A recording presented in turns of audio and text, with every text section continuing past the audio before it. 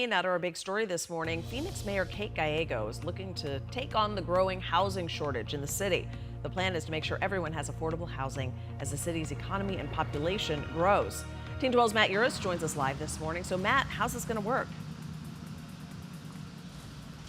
Good morning, Rachel. It's no secret, let me first say, that since the end of the recession, housing prices in the Phoenix area have absolutely skyrocketed. And the mayor now, frankly, is concerned too many people are getting left behind. Between 2010 and 2018, take a listen to these numbers here.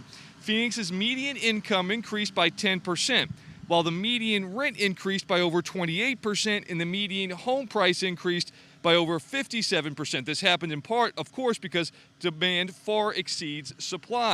The goal of Mayor Gallego's plan is to create 50,000 homes by 2030 to help address the housing shortage. Right now, the city says 160,000 housing units are needed, 100,000 of which should be subsidized. The city hopes its plan will make sure everyone has access to public spaces, schools, transit, retail, and more. Mayor Gallego said, quote, "As the fastest growing city in the nation, this initiative works to address our many housing needs and recommends innovative, solution-oriented policies to create a better Phoenix for all."